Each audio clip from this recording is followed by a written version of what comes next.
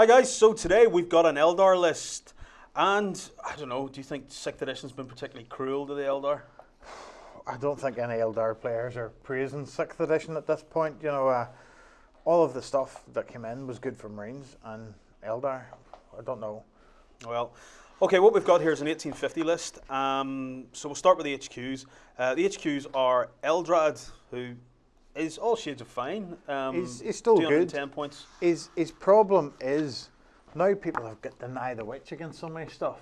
Yeah. Previously he was facing like Orcs and Necrons, and anybody that didn't bring any psychic defense, he just automatically got, isn't it Doom that stills for the other person? Yeah. He just automatically got Doom off. Now, no saves of any kind against perils. He's casting 3 powers a turn, and yeah, he's casting Guide and maybe Doom. He can do Guide mind, again. Yeah, Guide again. He can use Mind. I don't know. Can he use the same? Yes, thing I twice? think he can. I think it's.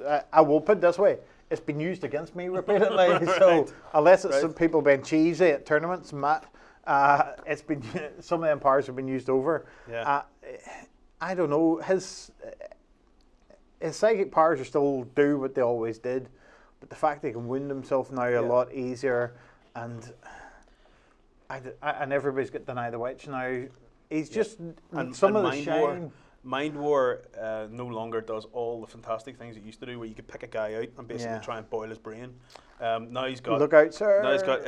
I don't know. I think it might even be a focused Witchfire now. So you have to make your test. You have to then pick the guy out. You've then got the Deny the Witch. Then you've got the possibly roll the hit as well. You might even have to roll the hit. Yeah, and leadership as well. So then it's leadership tests each and all that sort of business. Too many hoops to jump through to be of any effect. Only 18 inches of range as well. So at that point, he's into 18 inches of range. That point is definitely into the range where the lower guy can assault him back. Yeah. Because the other guy could roll 12 on his assault. Well, and yeah, you're going to move in the next turn as well. You move and then you know. Yeah, so that's it.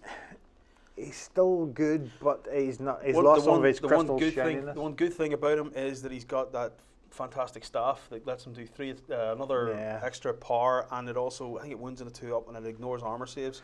So, but he starts off with 1 attack, 2, 3 attacks. I believe that's his maximum. I think it's 3 he gets. He's all right, but one little dude hiding at the back with a power fist goes squish. He's a 4-up and vulnerable save as well. So I mean, you could it argue. Doesn't work. You could argue though that challenges are actually reasonably good for him now, because if it comes into close combat and the guy you're fighting against, the sergeant you're against, isn't tooled up for taking challenges, then taking Eldrad out of the combat is actually saving him from a load of attacks that he's going to have to take and loads of saves for possibly 1 round. Yeah. So would your sergeant, unless he's fearless, that he'll have to take it, would your sergeant even accept it at that point? Sergeant just go, I'll stay alive. Stay alive and just put loads of attacks into him. And stay alive and all these crap dudes will just kick it. Yeah. Eldrad did death. That's it, curb stomp. But there you go. Eldrad, though, of all the HQs and all the named guys, Eldrad's still probably the best. And he's the most useful and probably flexible one that you can take. He is, but all these Psyker HQs, I don't know. He comes with a GhostHelm as well, so all the Psykers on the other side of the table are 3d6 and all that sort of stuff. It's good that way, but I found even playing against some of the other Psykers, you don't do your psychic power until you really need it, and you have one pot at it. It's not the GhostHelms, the runes of something or other. Runes of warding, I think it is. But he's good, but he's just not what he was, you know. He used to be, I think 4th edition, he used to be banned from lots of tournaments because it was so powerful, but nah. Okay, the next one then is Maugan Ra, who's the Dark Reaper, Phoenix Lord. Yeah. One of the few Eternal Warriors in the Eldar book. All the Phoenix Lords are eternal. He comes with a really sort of funky shuriken cannon. Yeah, strength 6, AP 5, assault 4, pinning, rending. He's got crack shot. Fast shot you'll probably have as well. Yeah, fast shot. Really, it's assault 5. Yeah. And ignores cover saves as well. He's got he's got acute senses. That's loads of use to him. Yeah. The thing we looked about this, if we get onto it, is Bladestorm. Yep. That's this guy. It's not Ra. This is Maugan Ra. No, but we chatted about him and we chatted about, should we just do Bladestorm before we would assault? No, he doesn't get Blade Storm. It's the other guy that gets Blade Storm. Oh, right, yeah. He's the one that's actually worth it. Of all the Phoenix Lords, he's 230. He's the most expensive one. Yeah. He's the Dire Avenger version, who can do Blade Storm. He has Assault 4 shuriken catapults, and that he can Blade Storm before he assaults, and he's got a Dire Sword that re-rolls the hit. But he's 230 compared to 195 for this. Guys, vulnerable save correct us if we're wrong. If you were to Blade Storm, say in turn 1, then turn 1 you couldn't snapshot, somebody assaulted you. Turn 2 you couldn't shoot, and you couldn't snapshot if somebody assaulted you. So I don't know. I think Blade Storm, if I'm correct with this, you can't shoot. It can possibly deny you 3 goes at shooting. Yeah. Now we're just denied you 1. Just you couldn't shoot in the next shooting phase. Used to just deny you 1. Now it possibly even denies you 3. Yeah, it could be painful. You know. Two of them were only stat fire. I never rated Blade Storm anyway. It was always that one chance before somebody went in to fight you. You Blade Stormed before somebody fierce come over. You went, I've only got 1 turn to live. I'll Blade Storm now before he assaults me because I'm going to be dead anyway. Yeah. You know. I don't know. It's one of the things with the Eldar as well. You know, it's old. It creaks, this book, whenever you pick it up. Yeah. It's, you know, there's stuff in there that's not quite clear. No. All right then. So Maugan Ra again. He's all right. He's eternal and all as well. Yeah. He's reasonably good. Weapon skill 7, BS 7. All right. But for 195 points, I don't know. I've got a feeling that all those cheaper guys are probably going to be much more effective, and they're going to leave you more points for getting in some of the good stuff that the Eldar still have. Yeah. Problem I see with a lot of these characters is if you get challenged by a Storm Shield, Thunderhammer, Terminator, Sergeant, you're in a whole world of trouble. These guys are eternal, but you feel a wound to that, then you're down to strike the same initiative as them in the next phase and all that business. So, okay, troops then. Troop unit. The first troop unit is 10 Guardians with a scatter laser for 95. Then the next unit is 10 Guardians with a Bright Lance for 110. They're all right. They're not our troops of choice. No, they're not. Guardians are just fodder. I know they're for sitting on an objective somewhere and shooting with that scatter laser and Bright Lance, but yeah, scatter lasers all right, but really I would want a unit with 3 or 4 of them scatter lasers. Yeah, plunking shots out across the board. Of course, they're cheap. They're cheap, but they're cheap. They're cheap, but they're far too throwaway. Rather than being throwaway, they're really throwaway. You know, they're really going to die to anything that can reach them with a shot or a. Our 5-up armor saves and all as well. Our favourite little cheap toughness 3 troops unit now. Tau Warriors will give them Fire Warriors will give them serious issues. Yes, you may have a scatter laser, but the Tau are firing back. And wouldn't you on a 2-up? Yeah, and wouldn't you on a 2-up? You know, so you have to hide that scatter laser at the back. It's just not. They don't do it for me. The next unit of troops is 8 Dire Avengers. For 96, no upgrades seemingly on that, just 8 Dire Avengers. Yeah. And the last unit of troops are 10 Wraithguard for 350, with Spirit Seer for another 31, who has Conceal, the power for a 5-up cover save that gives him, for 396 in total. That's like 400 points worth of. That's Terminator. That's Terminator 10, value. that's 10 Terminators, 10 Ultramarine, Storm Shield, Thunderhammer, Terminator phase. Toughness 6 will save you to a certain degree against some of the guys. They've got that funky shooting that just kills you, but it's very situational. It's very hard to argue for. Here's the big thing. That the range on that amazing shot is 12 inches. Yeah, 12 inches on a game where you can now pre-measure. I know what I'm doing. I'm running away all the time and keep making sure I stay outside 12 until there's very few of those guys left, and then one battle cannon shot from a Lehman Ross is going to give them all sorts of issues. You have to spread them out at that point. Yeah, all my missile spam will give them so much issues. You have to spread them out, and the thing is, well, first of all, of course, you'd be going, you'd be using your order, say fire at my target, so it's all re-roll those cover saves as well. Yeah. So the thing as well with that 12-inch shooting is, I will keep retreating or moving that I am 18 and a bit inches away from you. So when you move the next turn, you move 6 inches, you don't get to shoot. all of a sudden I'm 12 inches away from you at the start of my phase. I just move up and then charge. And the one go you'll get with that good shooting is snapfire. You may be able to twin link it, but with guide, well, I don't know even know if guide will work on because it's not until the end of your turn. So yeah, you may be able to guide it, but even if you can, you'd be lucky if you killed a couple of regular Marines. Never mind a couple of Storm Shield Terminates. This is really what you have to clash yourself against. Your troops, which is good. Your fighty troops, which is good. Remember, the thing about this shot is what you've got to remember. It's 12 inches. It always wins on a 2-up, and it's AP 2. But you still get an invulnerable save against it. That's it. And all those Terminators are still going to bounce it. 3-ups or 5-up saves, or even some three up saves. They're going to lose very few to what is effectively a really expensive gun. Yeah, if they get around to shooting at their normal shooting, you get all 10 of them. You shoot at the 10 Terminators. You've got a chance of knocking down 3-ish Terminators, but it's really only a chance. It's really hard to get that, because I wouldn't give you that opportunity. The second point that has to be made, of course, is that these 10 Wraithguard, they're Spirit Seer, and I see that the note that's been made down here is that Eldrad and Maugan Ra are going into that unit as well, effectively making a big sort of Death Star unit. Yeah. But they're walking.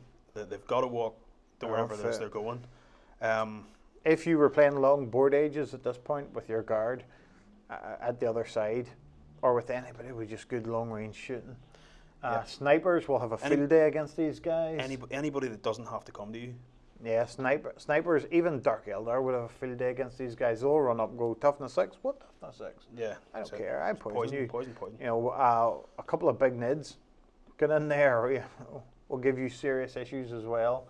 I know Eldrad may be able, or some of the guys may be able to force you to death, but... Well, I don't know, I don't even know if they can do that anymore. Yeah.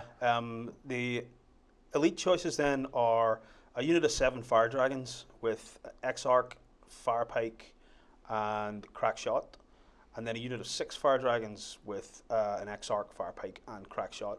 Fire Dragons are fine. The only problem I find with Fire Dragons is that they've only a 4-up armor save, and they need to get across the board to use their short range melta stuff. Again, they've got no transport. They haven't got a vehicle. I understand why there's no transports in here, because vehicles are death cans a lot of the time. Yep. And the upgrades you could get for your vehicles, roll 2 dice and all that business, isn't really of any use to you anymore. You say it's not much use, but in actual fact, when you think about it, 6th edition has made all the Eldar vehicles cheaper. Get for free. Yeah, but they're all cheaper because you don't need to buy any of that stuff anymore. Buy them upgrades, but being in a vehicle, being these guys in a vehicle that explodes. Fire Dragons, like I say, 4-up.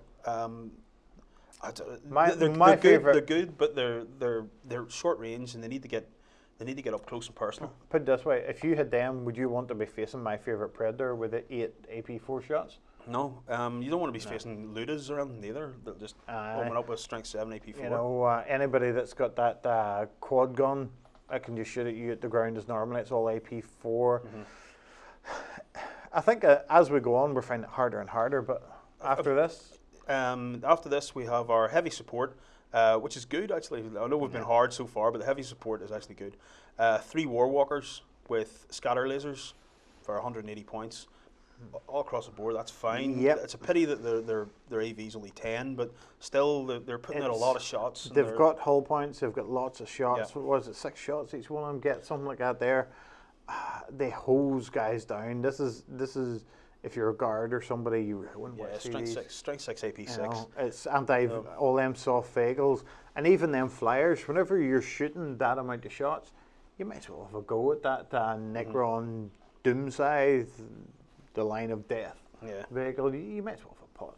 Anything that's got armor 12, you can hull point it. Hull point. All them rhinos, dreadnoughts, all that business. You can have a go at. Yeah, Warwalkers are still do the thing they always did, which is just put in loads of shots. So I would seriously consider having all Warwalkers heavy support. Next one then is a Wraithlord. Wraithlord has 2 flamers, Bright Lance, and a missile launcher for 155. And then now we're getting into the spirit of things. Spam, another Wraithlord with 2 flamers, Bright Lance, and missile launcher, 155. Do you prefer them to Warwalkers? It's hard to make a case for the Wraithlord. The Wraithlord. We know what he's doing. He's sitting back. He's long range, so it's a long range shooting version of. Does the thing may not say that he protects the flanks of the main big Death Star unit? Well, at the bottom if he's doing flanked by Wraithlords, it means he's moving forward all the time as well. They're great because they're monstrous creatures. They can fire all them weapons, and if they get up close to the other person, they can fire all 4 weapons. You know, by being a monstrous creature, he's got a couple of flamers on there as well for some nice. You can. If they could get into like a squad of tactical marines, even sticking grenades on them is almost pointless because it's strength 6, they toughness 8. But it's a big model, has to walk across the boards, got no invulnerable save, may be able to wangle at a cover save by standing behind some of the other guys, but I don't know. Personally, for me, I know more war walkers. I know with a lot of these army lists we get sent in, guys. This is all based around the models you have. Yeah. For me, it's a lot more expensive, and you have to go and buy war walkers who are reasonably good, but they're not the end of the world. No. But I would still rather have a ton of war walkers than the Wraithlords, because I'm certain out there's stories of when the Wraithlords did brilliantly well. Because of their toughness 8 saving them. Can Wraithlords not take multi-lasers as well? Can they not close out shots too? They have weapon options, but I don't know. I like the Warwalkers, cheap and cheerful. Cheap and lots of them. Wraithlords. One of the things that I did notice in this as well is that, you know, there are no Pathfinder, no Rangers upgraded to Pathfinders. They're scatter lasers. Yeah. Wraithlord options. Yeah, you can give them 2 scatter lasers. 6 shots. Yeah, that's all right. Does that make them twin link? Options must be equipped with one of these. Scatter laser. No. So if you double it up, does not make it? If you take a duplicate weapon, it's twin linked. Either way, you can take scatter lasers, and scatter lasers are really pretty good. So I don't know. And like I'm saying, troops. There's no Pathfinders there. Pathfinders are great troops. All right, they're expensive, 240 points, but they'll last a hell of a lot longer than those Wraithguard. By lurking about and shooting, 36 inches. The problem is, if we take out the Wraithguard, what's going to do the killing for us? We're going to have an entire army that lurks. The Wraithguard are going to have to lurk as well, though. Really, I know if it says that this Wraithguard are walking up the middle of the field, unless you're running from cover to cover. I know you've got a 5-up cover for concealed from the Warlock, but you know, even at that, it's not going to work. It's hard, guys. Imperial Guard are gonna make you reroll all those normal Marines. Saves.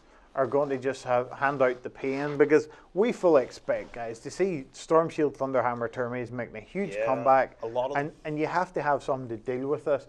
Who's the elite guy? The Fire Dragons. The Fire Dragons, if you had enough of them to chase them Terminators with, you could possibly whittle down the Terminators. But even then, with Storm Shields, the Meltas are AP1, okay, but still you're in 3-up saves at that point. Yeah. You know, it's tough. It's tough to deal with. Hordes of guys is possibly the game of the future, and I don't think Eldar can do it. I think what you suffer from is just the old book syndrome. Yeah. Tau have the old book syndrome that everything new that come in helped Tau. Yeah, because they're shooty. Yes. Eldar have they're missing that sort of mid-range shooting. Their stuff's either all longer than 36 inches and hits reasonably hard, but it doesn't hit a load of guys. Unlike multi-lasers, which is why multi-lasers are good. Yeah. Or they're sort of under 18 inches and under. And they're but the problem is, I don't think Eldar can stand up close and hand it out and then fight. Unlike we chat some of our videos about Stern Guard and about Terminators with combi weapons that can all hand out that close range Melta and AP2 shooting. Then they can all hold their own to a certain degree in the combat. Well, if you look at that Wraithguard unit, right? Yeah. Okay, so there's 2 Wraithlords there as well. But if that Stern Guard unit lands and shoots at that unit, whether it's combi plasmas or combi or or maybe they're salamanders and they have twin link Melta and they've all that stuff. Even that wound on a 2+, regardless. One of the 2+ is the one you turn on the Wraithlord.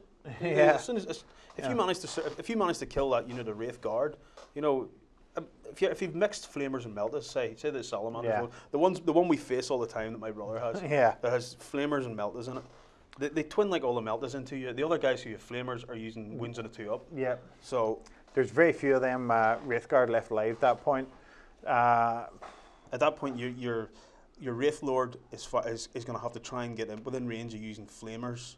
He's going to have to charge them. And they'll all snap fire with a wee wound you on a 2-up shot. Yeah. And they could get lucky at that point and just kill them. And then they'll clamp grenades on them. Well, the one upside is you really need to be clamping melta bombs on them because a bog standard grenade needs a 6. Yeah. You know, it's hard to make it. We looked at this and we went through some of the characters. And one of the things we did find is some of the characters are reasonably good because they all have this no armor save against this. Weapon ignores armor save. Yeah, so it's all good, but to actually find a core of guys that you would go, yes, this would work. We understand a good player could build a good army and surprise people with it. And I think that's the strength of Eldar, though. The Eldar can make a surprising army, one that you don't expect. You know, you expect to see Marines, you expect to see Guard, you expect to see all this other stuff. Suddenly, when they striking Scorpions, they can turn up on your side of the board, and infiltrate, or that sort of stuff, or scout, or something like that. It's something a bit different. You would do well at a tournament in day 1 because you could jump on a pile of people who hadn't really seen this before, but come day 2, whenever you're facing the grizzled old veterans, all of a sudden who remember 4th edition. I remember when Eldrad was amazing. Or who are just good enough to go, let me your book a second. Read it. Right, let's go. Let's go. Let's go. My Sternguard blast all your Wraithlords. It's hard to make it, guys. I know we've had a good attempt here, but it's up to you. Tell us. Yeah, I know. You tell us what you think with Eldar. I tell you, do you know what would be an interesting one? If you guys have an Eldar collection out there, send us in a list of what you've got, and let's see what we can make, and see if there's anything in there that we're missing. Because I think half the point of this is we're flicking through the book. When I first started playing 40K, I went, I'm going to play Eldar. And I looked at Pathfinders. Pathfinders were brilliant. I went, right, I'm going to have loads of Pathfinders. They're the guys. But see, once you get past Pathfinders, who are brilliant troops, suddenly it starts petering out. We also looked at the Banshees with the axes. Yeah, Banshees with power axes. There is the model out there. If you search online, Howling Banshee with axe, there is a model there for it. But the main rulebook says unwieldy weapon strike at initiative step 1. So we reckon they're going at initiative 1. I know a lot of people have been out there looking for these, going, yes, this is our unit to kill everybody. Yeah, it's the unit because the Banshee Mass say you have initiative 10, but then you know what happens? You go to a tournament and all it takes is your opponent to go, I got to call a judge for this one. It's 50-50 at that point as to whether you get it, you know? It's the first thing, whenever me and Andy were chatting about this, I went, Johnny, who runs most of our local tournaments, I went, I'll call Johnny over and I know what he would say about this before I ever ask him, because he'll go with initiative 1. Initiative 1, yeah. It's a debate, guys. You can stick it in the bottom. Tell us what you think of the initiative 1 issue. If they went to initiative 10, possibly still make yourself a reasonable army, but again, but it's getting them across the board. You want the biggest possible unit you can have of them. Eldar don't have a nice vehicle that you can assault out of. You know, they don't have anything even that's open top that you can assault out of. So you know, it's tough getting them across the board early enough for them to do anything. That's it. If they walk, they're in trouble. If they get into one of them vehicles, they're in trouble. I don't know, guys. You tell us how to play Eldar. That's it. But, you know, I abandoned Eldar early. So it's really when I couldn't find anything that I thought was good enough. But here, if you think there's stuff that's good enough, drop comments below and tell us. And if you have a list of Eldar stuff that we can work with to try and make a decent list, then put it in and send us a suggestion, and we'll have a go at it. Okay, guys, we'll get on. We'll look at some more 40K, and we'll be back soon.